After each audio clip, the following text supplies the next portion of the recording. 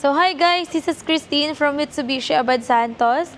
And for today's video guys, tutuparin ko na yung isa sa mga request ng ating mga subscribers. We have here the 2025 Expander GLX Automatic. So para sa mga naghahanap ng base variant at hindi makapag-decide kung ito ba talaga yung kukuhanin nila. So I hope this video will help you para makapag-decide na this coming 2025 para sa inyong bagong sasakyan. So tara guys, simulan na natin.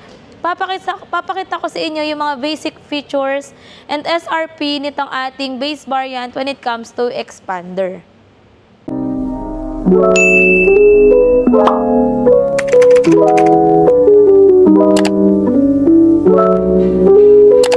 So guys, by the way, for the Expander GLX, available ito for automatic transmission and manual transmission. So later at the end of this video, i-share ko sa inyo kung magkano ba yung SRP ng unit na to. So guys, start tayo dito sa front. Meron tayo ditong black grills. Ayan, kung makikita nyo.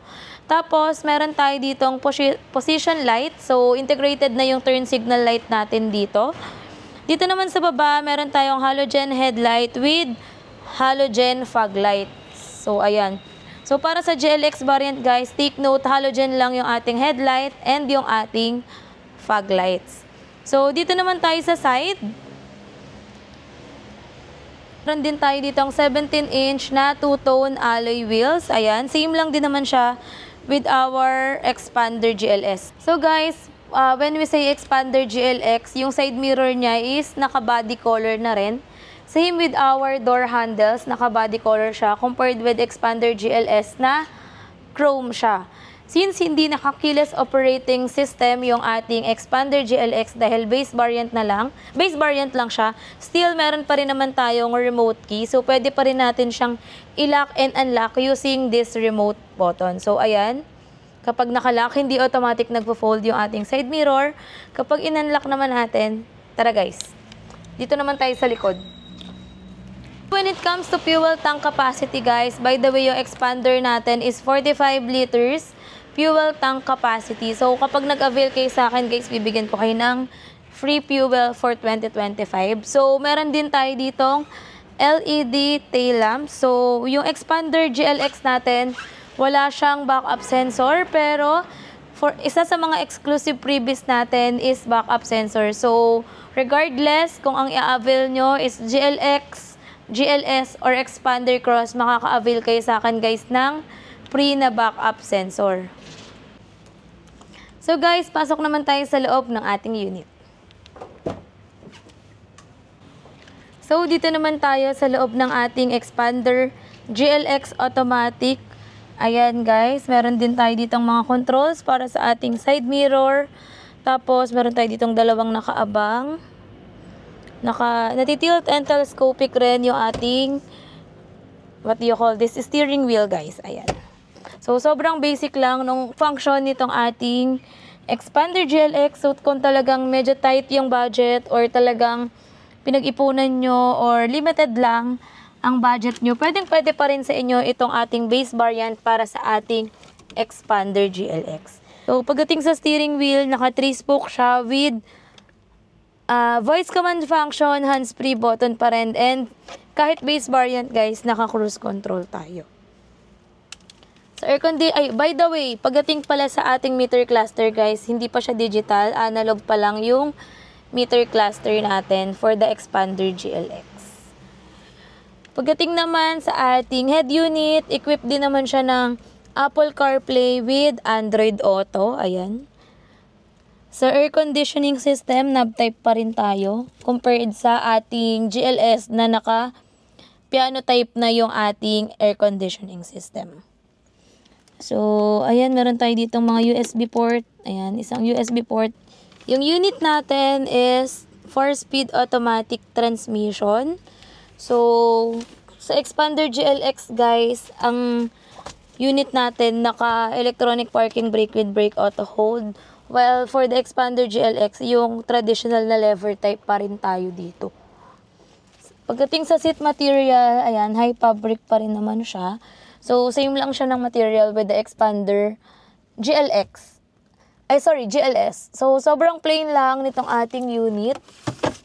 Ayan. If ever na gusto nyo mag-avail ng Expander GLX, GLS, and Expander Cross, just let me know guys. Bibigyan ko kayo ng napakagandang offer. Yun talagang bumili ka ng sasakyan na wala ka nang idadagdag. Especially pag in-house financing. So, ayan. Ito yung ceiling ng ating unit. Check natin kung anong meron sa second row. By the way, yung unit pala natin is a 1.5 gasoline engine. Ito naman yung second row, guys. Ayan, yung buong... So, yung seat natin, guys, napo-fold and tumble siya. So, if ever na marami kayong dala, pwede nyo siyang i-fold. So, dito meron din naman tayong mga fan vents. Ayan. Sobrang quick lang nitong ating video dahil recap lang naman ito ng ating Expander GLX dahil medyo maraming nagtatanong sa inyo ng ating unit. So, by the way, yung ating Expander GLX manual, it retails for 1,098,000. And for the automatic naman, it retails for 1,128,000. So, nag-offer din tayo dyan ng cash discount.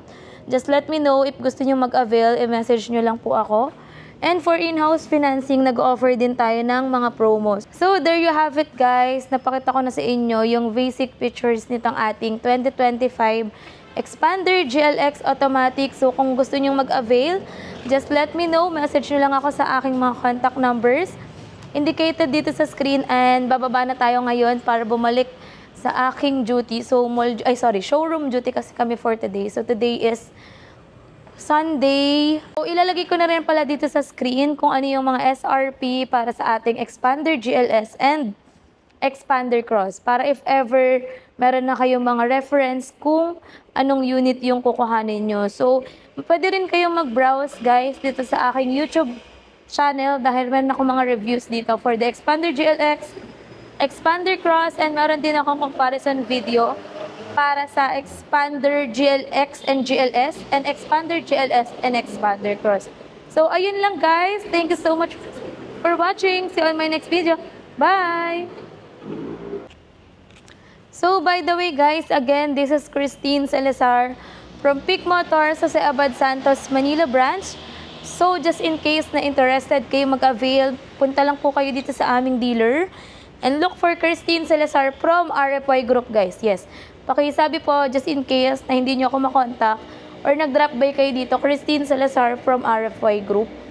And pwede nyo rin pong hanapin hinahingal na ako guys, si Joey Boy Palaboy or Joey RJ Olimba. So ayun lang guys, thank you so much for watching. See you on my next video. Bye!